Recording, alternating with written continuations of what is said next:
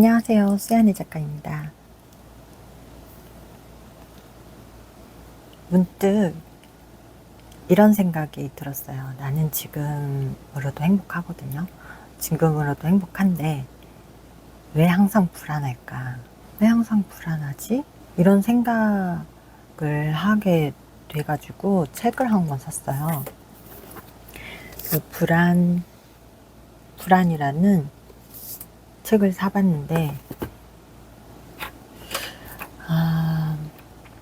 뭔가 지금의 나에게 왜 불안한지에 대한 답을 줄 것 같아서 사게 됐어요. 사게 된 계기는 그렇고요. 지금 한참 읽고 있어요. 저도 블로그 하거든요. 블로그에도 쓰고 있고, 그리고 지인분이 저한테 책을 선물해 준 게 있어요. 제목이 너무 와닿는 거예요. 이거 보이세요? 행복할 거야. 이래도 되나 싶을 정도로. 이거는 뭐랄까, 지금의 나를 대변해주는 듯한 느낌이 들어서 너무 좋았어요. 행복은 불행을 이길 수밖에 없으니 모두가 피어나고 있다는 사실. 이 큰 제목들도 너무 마음에 들어요. 행복은 불행을 이길 수밖에 없으니 사람은 결국 사랑으로 버틴다. 함께했던 날들에 우리는 없지만 모두가 피어나고 있다는 사실. 큰 제목부터도 너무 마음에 들어요. 저에게 응원의 메시지를 주는 듯한 그런 느낌을 받았던 책이에요. 선물해 주신 분께 정말 감사드리고요. 너무 가슴 와닿게 지금도 읽고 있는 책이에요. 책 선물 정말 감사드리고, 저는 책을 좋아해요. 쌓아놓고, 읽지 않아도 쌓아놓고, 저희 뒤에 보시면 책이 좀 굉장히 많다는 아니지만 그래도 책이 어느 정도 쌓여 있거든요. 밖에도 있고. 그러다 보니까 여기 디자인실 들어오면 책 냄새가 나면서 되게 편안해져요. 그 책 냄새가 사람을 편하게 해주는 효과가 있다고 들었거든요. 그리고 책을 읽지 않아도 책을 이렇게 가지고 있는 사람들하고 아예 주변에 책 자체가 없는 사람들하고 비교해 봤을 때 행복 지수가 이렇게 차이가 난다고 하더라고요. 요즘 좀 밖에도 지금 책이 쌓여 있고, 소장하는 맛도 있잖아요. 소장하는 책들도 있어요. 특히 한강 작가님의 책 있잖아요. 그 책은 소장용. 불안이라는 아까 처음에 보여드렸던 책에서 불안의 원인을 사랑의 결핍, 그리고 속물 근성, 그리고 기대, 능력주의, 불확실성이라고 얘기하고 있었거든요. 왠지 제가 전부 거기에 속하는 것 같아서 뭔가 썩 이렇게 뒤가 찜찜한 느낌이랄까요? 썩 좋지는 않았어요. 내가 거기에 속하는 것 같아서. 책이 나쁘다는 게 아니에요. 책이 나쁘다는 게 아니라 왠지 내가 거기에 속하는 것 같아서 좀 좋지 않았다. 책 자체는 좋은데. 해법의 이야기도 있는데 여러 분야별로 나뉘어 있어요. 철학, 예술, 정치, 기독교, 보헤미아 등등 이렇게까지 나누어 놨더라고요. 여러분들은 여러분들의 불안의 원인이 뭐라고 생각하시나요? 아예 이런 생각을 안 해보셨을 수도 있을 것 같아요. 저는 항상 컨디션이 다운되거나 그러면 내가 왜 컨디션이 다운됐지? 이유가 뭐지? 불안한 마음이 있나? 내가 지금 왜 불안하지? 이런 생각을 가지고 있거든요. 항상. 그래서 생각이 많아서 더 불안한가? 그러니까 생각이 많다 보니까 생각에 꼬리에 꼬리를 물고 늘어져가 결국 컨디션이 더 안 좋아져서 약 먹고 그런 적이 꽤 있어요. 그럴 때마다 이제 남편하고 얘기를 하곤 해요. 속 얘기를 좀 얘기를 하고 하면 그래도 좀 편해지더라고요. 왜냐면 답답했던 거를 풀어냈잖아요. 그래서 좀 편해지는 감이 있어요. 저는 이 방법이 좋다고 생각해요. 저처럼 생각이 많고 생각에 꼬리를 물어 힘들어 하시는 분들은 주변에 그런 얘기를 나눌 친구 하나쯤은 만들어두는 거를 추천드려요. 그게 가장 좋은 친구는 남편이라고 생각해요. 저에 대해 가장 잘 알면서도 얘기하는 데 있어서 부담이 적고, 내 상황이 어떤지 너무 누구보다도 너무 잘 알기 때문에 잘 들어줄 수 있잖아요. 근데 꼭 잘 들어주는 남편만 있는 것도 아니죠. 그러면은 궁금한 게 있는데, 여러분은 결혼에 대해서 부정적인가요? 긍정적인가요? 왜냐면 요즘 사회적 분위기로 서로 혐으로만 치닫고 있어서 좀 많이 안타까워요. 결혼한 입장에서.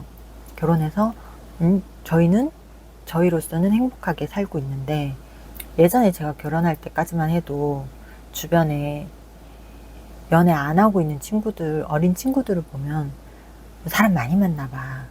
결혼 상대를 찾는데 그게 가장 도움이 많이 될 거야. 라는 말을 해도 괜찮았던 시대였거든요. 시대라는 말이 나왔어. 어떡해.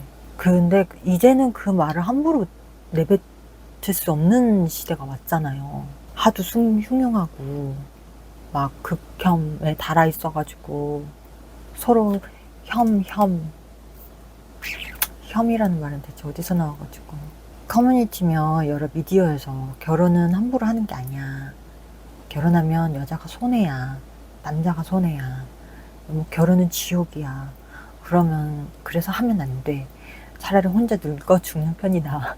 와, 이러고들 있으면서 정부는 결혼을 부추기고 애 낳으면 뭐 지원을 해준다, 보장해준다, 뭐 이런 식이잖아요. 그러니까 서로 다른 면을 보여주고 있으니까 저도 되게 혼란스러울 때가 많아요. 정부는 결혼을 하라는 취지고 미디어 같은 것에서는 막 결혼은 지옥이야 이러고 있고. 그래서 그런 생각을 가지고 있는데, 여러분들은 어떤 생각을 가지고 있는지 좀 궁금했어요.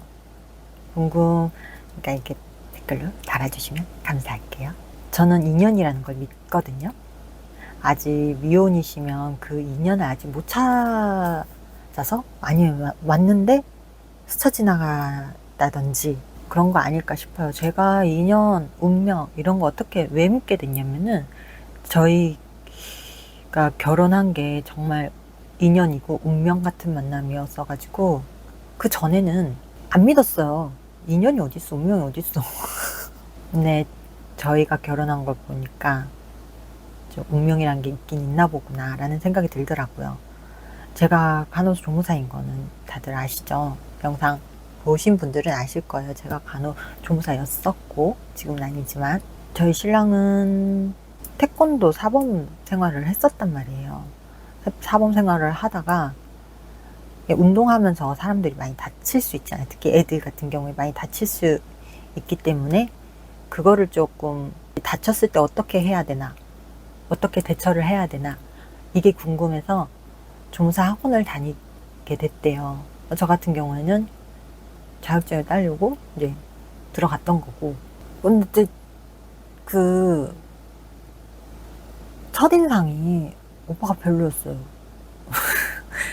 자기 자랑에 빠져가지고 인사하는 시간이 있었는데, 서로 인사하는 시간을 가졌는데, 죄다 자기 얘기뿐이고, 그 조로 나눠진 그 팀원들 있죠? 팀원들 얘기는 진짜 이만큼, 10분의 1만큼, 나머지는 다 자기 자랑 얘기 이래가지고 되게 별로였어요. 뭐야 쟤, 재수없네, 그냥 그랬는데, 오빠는 또 저를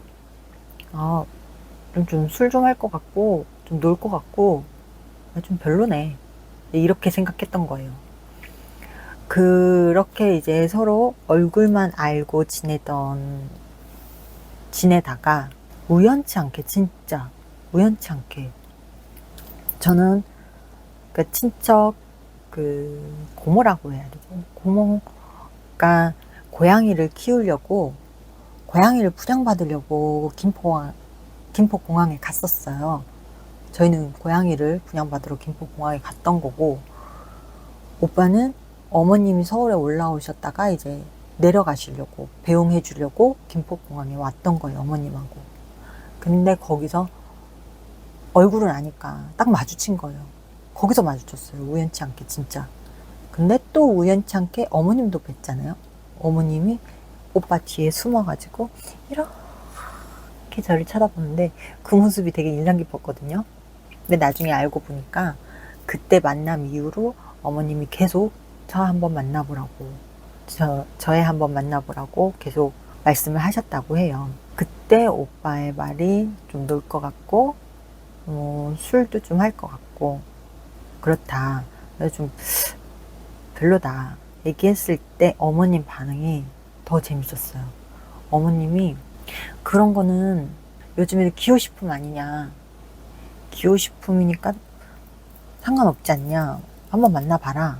이래가지고 여러 걸쳐서 이제 만나게 된 건데, 저도 얘기를 좀 해보고 만나보니까 이 사람 괜찮은데 해가지고 오빠보다는 주변 부모님이 너무 좋은 거예요. 할머니 할아버지들도 되게 좋으신 분들이고 튀어 계신다, 생각이 튀어 계신 분들이다라는 생각이 들어서 만나게 된 거죠. 근데 신기하게 그쯤 돼가지고 제가 막 연애 이런 거 말고 결혼을 하고 싶다는 생각이 문득 들었었어요. 그래가지고 예전에는 싸우면 그만이야, 얘기하기 싫어, 그냥 헤어졌어요. 이건 좀 나쁜 나쁜 X였는데 그때 그 생각이 들면서 행동도 바뀌더라고요. 그 생각을 하니까. 그 생각을 하고 만난 첫 번째 케이스는 실패했고, 너는 내가 이렇게 상황을 얘기하고 들어보려고 해도 너는 얘기를 하는 애가 아니구나 생각이 들어서 걔는 패스. 그 다음에 그냥 학원이나 다녀야지 라는 생각으로 갔는데 거기서 운명의 짝을 만난 거죠. 이렇게 돼서 저는 운명이란 걸 믿고 있어요. 항상 오빠한테 우리는 운명이야, 운명의 짝이야 막 이러거든요. 여러분들도 좋은 짝을 알아볼 수 있는 눈을 가질 수 있어요. 아니면은 그 있잖아요, 운명의 짝은 그 만나는 시기가 서로 다 다르다. 누구는 28에 운명의 짝을 만났다 하더라도 그 주변의 친구들은 그 시기에 운명의 짝을 만나지 못할 수도 있잖아요.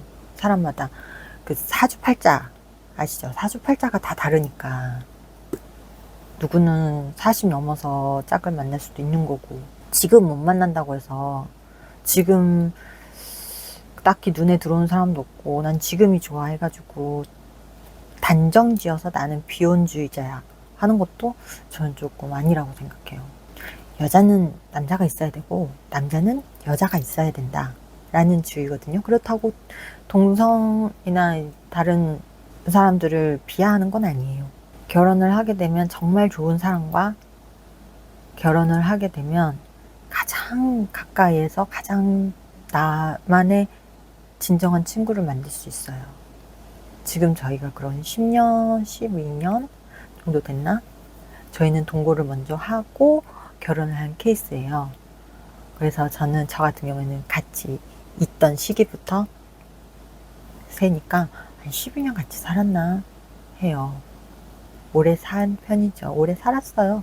처음에는 그렇게 엄청 많이 싸웠어요. 진짜 초반에는 한 2년까지는 엄청 많이 싸웠는데 이게 시간이 지나다 보니까 둘이 그 선이 생기는 거가 느껴지더라고요. 적정선. 내가 여기까지 더 가면, 이 선에서 더 가면 싸우겠구나. 많이 싸워봤으니까. 얘의 선은 여기구나. 오빠의 선은 여기구나. 이렇게 생각을 할 수 있게 되더라고요. 그래서 거기까지는 잘 선을 안 넘는 것 같아요. 그래서 덜 싸우고 오히려 사이가 더 좋아지고, 그리고 중요한 건 서로 대화가 많아야 돼요. 요즘에는 핸드폰 하느라고 핸드폰만 하지 대화는 좀 어색해 하는 것 같아요. 왜냐면 전화하는 것도 어떤 사람들은 전화하는 거, 전화 받는 거조차도 어려워하는 사람도 있다고 하니까 그러니까 서로 대화를 많이 나눠야지 서로 마음을 알지 말을 안 하면 알 수가 없어요.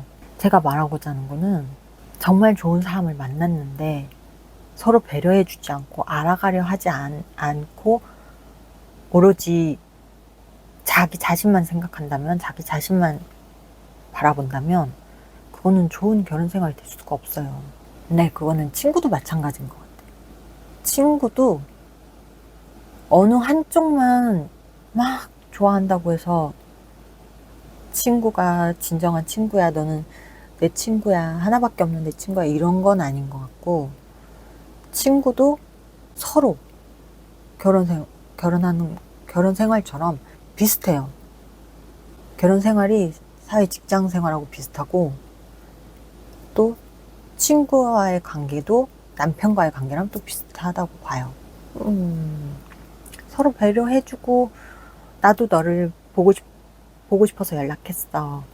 상대방도 나도 보고 싶었어. 이래야지 쿵짝이 맞아서 서로 잘 지내는 거지. 한쪽만 보고 싶어. 언제 좀 만나자. 한다고 상대방은 만나기 싫은데. 만나기 싫을 수 있죠. 네. 저는 친구가 별로 없어요. 저는 친구가 별로가 아니라 친구라고, 그러니까 학교 친구 있죠?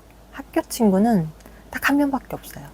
나머지 친구들은 이제 사회생활 하면서 만난 친구들이긴 하지만 그렇게 가까이 지낸다고 생각하는 친구들은 없어요.